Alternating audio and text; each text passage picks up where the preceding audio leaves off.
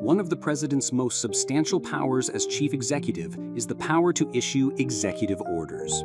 This power isn't explicitly mentioned in the Constitution. However, Article 2 does give the president the power to require the opinion in writing of the principal officer in each of the executive departments upon any subject relating to the duties of their respective offices.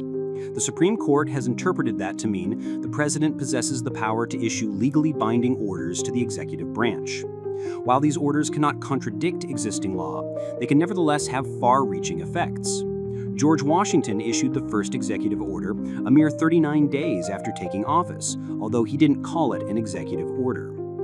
On June 8, 1789, Washington directed his cabinet officers to impress him with a full, precise, and distinct general idea of the affairs of the United States.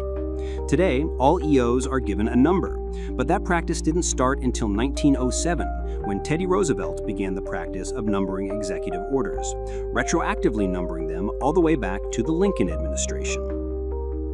Some executive orders have made huge policy changes. Lincoln's Emancipation Proclamation may be the most famous.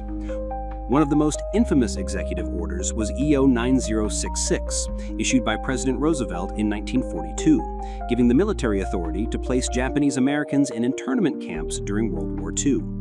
Just 6 years later, President Truman ended racial segregation in the military with EO 9981. And in 1965, President Lyndon Johnson attempted to advance racial equality with EO 11246, which required all federal contractors and subcontractors to take affirmative action to ensure employment without regard to race or gender. Executive orders are almost always directed toward the executive branch, but in 1970, pursuant to the Economic Stabilization Act, in order to combat inflation, Nixon issued an executive order that froze wages and prices in the United States for 90 days. This meant that Nixon made it illegal for businesses to increase the prices they charged consumers or the wages they paid their employees for 90 days. So the power to issue executive orders can be consequential indeed. While executive orders can be far-reaching, they also aren't permanent. Presidents may overturn executive orders issued by their predecessors. The most dramatic and somewhat ridiculous example of this is the continuing battle between Republican and Democratic presidents over the abortion gag rule. In 1984, Republican Ronald Reagan issued an executive order prohibiting any foreign organization that provided abortions or promoted abortion, a prohibition known as the gag rule. Democrats opposed this rule, so in 1993, only 2 days after taking office, Democrat Bill Clinton issued an executive order reversing Reagan's executive order, ending the gag rule. But in 2001, Republican George W. Bush issued an executive order reinstating the gag rule only 2 days after he took office. President Obama reversed Bush's executive order on his third day in office. Donald Trump reversed Obama's executive order, Joe Biden reversed Donald Trump's executive order, and then Donald Trump reversed Biden's executive order and reimposed the gag rule on the fourth day of his second term. Every president except for William Henry Harrison, who died after only a month in office, has issued at least one executive order. It's no surprise that Franklin Roosevelt, who served longer than any other president, also issued the most executive orders, a whopping 3,522. In recent years, presidents have consistently issued between 140 and 400 executive orders per administration. As in many things, Donald Trump is challenging conventional norms in his second term.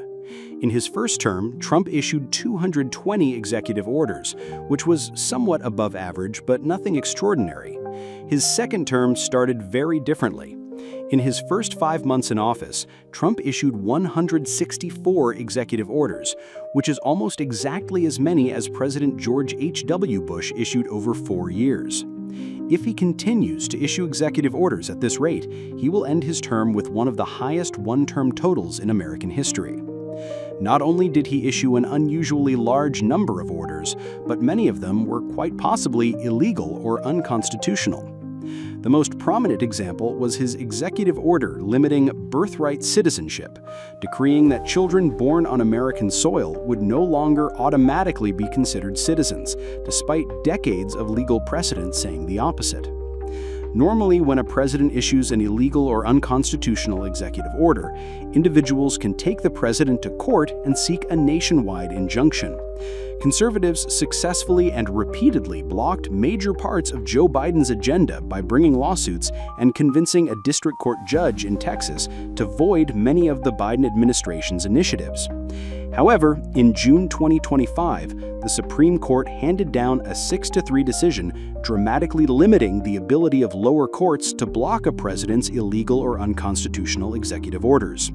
In Trump versus Casa, it ruled that individuals can file lawsuits, but that if a court finds an executive order to be unlawful or unconstitutional, the ruling only applies to the individuals who brought the lawsuit rather than to everyone generally. In other words, the president will still be able to enforce executive orders that a court has ruled are illegal or unconstitutional.